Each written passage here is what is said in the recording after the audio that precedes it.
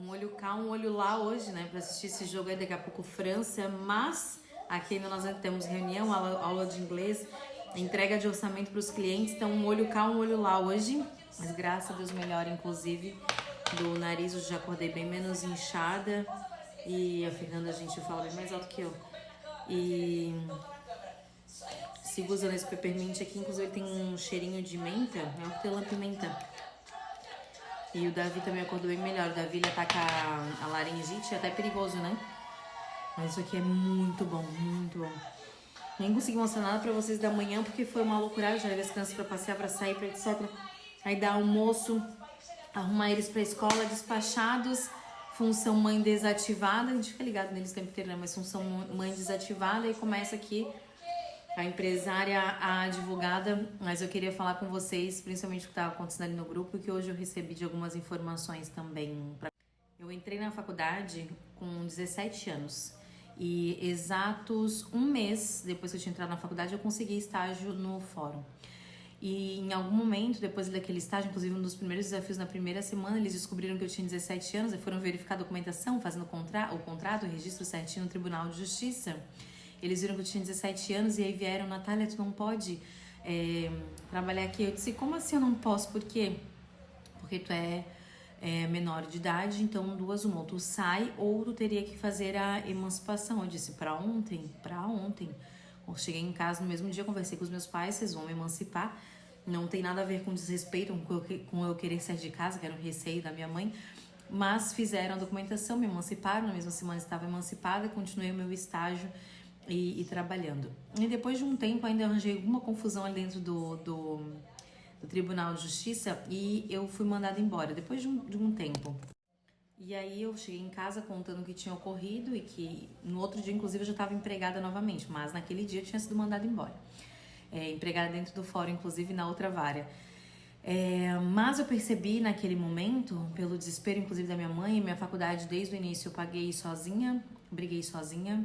Eu sempre tive o apoio, principalmente da minha mãe. Ela sempre falou que nós nos formaríamos, nós etc. Eu sempre tive o apoio da minha mãe, mas financeiramente falando, os desafios que eu percorri sempre sozinha. Inclusive, quando tinha que buscar a bolsa, depois eu casei, eu fiz o FIES. Enquanto eu não estava casada, eu ia atrás de bolsa, aquele artigo 170, e pagava ali no início do semestre, depois conseguia os descontos, eles não tinham que pagar mais o restante do semestre. E a questão era, eu ia fazer, não importava como, eu ia fazer e fiz do início ao fim dentro dos 5 anos aí, passada, aprovada com louvor. Mas eu entendi naquele momento que o que eu quisesse pra minha vida, eu ia ter que correr atrás. Apesar do apoio, e que às vezes você também tem, eu nunca precisei do apoio de ninguém pra fazer o que eu queria fazer e chegar onde eu queria chegar. Nunca foi fácil, nunca foi fácil. Mas ter aquela autodisciplina e ser altamente motivada, né? Eu era a minha própria motivação, o que eu queria fazer, onde eu queria chegar, eu simplesmente ia e fazia. Eu sempre fui assim, um tubarão atropelando tudo que via pela frente mesmo para chegar no meu objetivo, né? E eu entendi naquele momento que assim, eu olhei para mim mesma e disse: garota, se você quiser fazer algo, você vai ter que fazer sozinha, sem o apoio, sem o dinheiro. Eu nunca pude contar financeiramente com os meus pais também. Então sempre fui eu. Com 17 anos eu estava fazendo meu estágio, acumulei mais de 2 estágios, inclusive em algum momento, para poder dar conta de pagar. E a vida é feita disso, sabe? De disciplina, de automotivação para você fazer aquilo que você quer. E aí, dentro do grupo ali, do Plano Europa, e no privado algumas pessoas me perguntaram, e eu sempre indico, inclusive, assim: olha, quando tu tiver um plano grande, não conta. Às vezes não dá pra contar nem pra família. Por quê? Porque não vai vir de apoio, vai vir de: nossa, vocês vão fazer isso? Meu Deus, mas será? Olha, não, mas estou embaixo de uma palavra de obediência de Deus, etc. A gente tem as coisas planejadas, né? Aquilo que dá pra se planejar e que não vai fugir do nosso controle, a gente planeja e faz a nossa parte. Mas ela geralmente vem disso assim, né? Nossa, mas pra quê? Será? Então lá no grupo eu falei, inclusive, que a gente não deve contar para muitas pessoas e às vezes as pessoas que não te conhecem vão muito mais, você vai ter o apoio muito mais, a coragem, vai ser muito mais encorajado do que alguém que te conhece.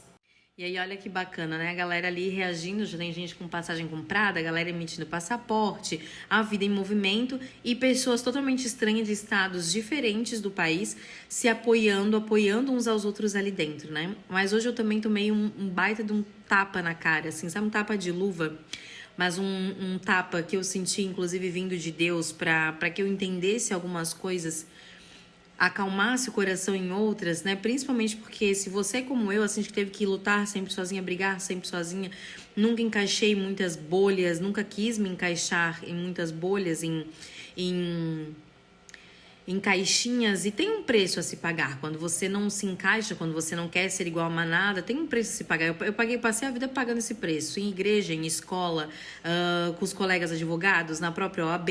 Eu passo uma vida inteira e isso não me assusta mais, porque eu sei quem eu sou e onde eu quero chegar.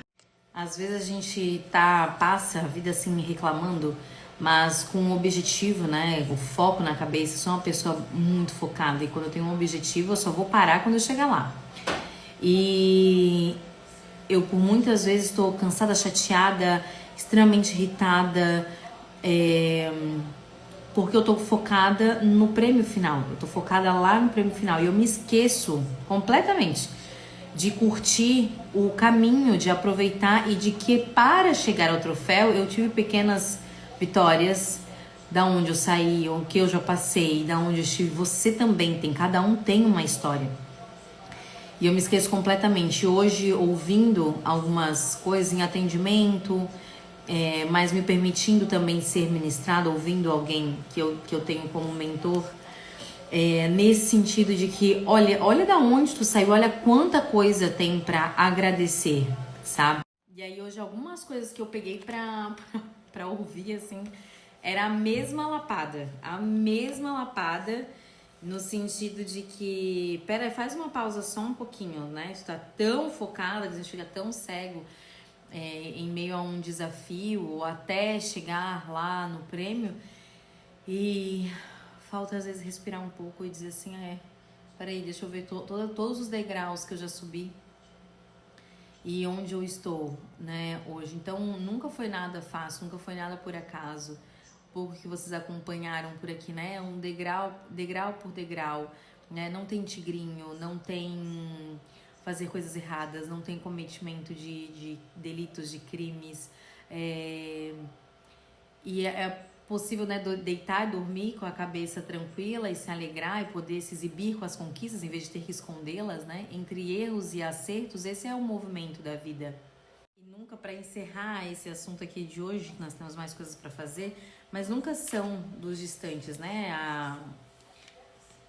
Quando a gente é magoado, a gente magoa também, né? Eu falo, isso é a vida, a gente não sempre acerta.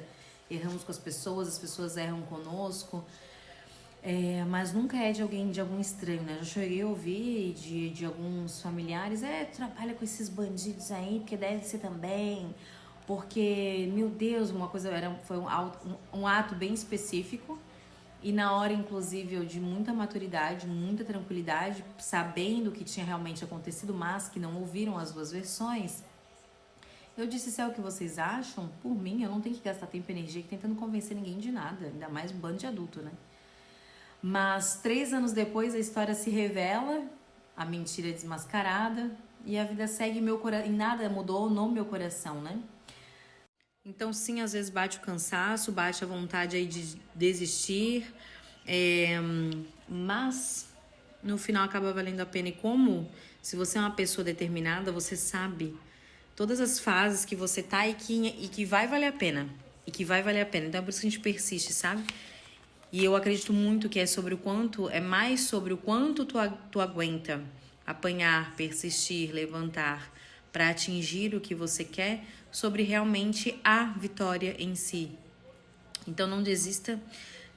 Nos atendimentos, né, eu busco muito entender as famílias, tanto no direito internacional quanto na área criminal, e os desgastes, né, emoção, psicológico, etc.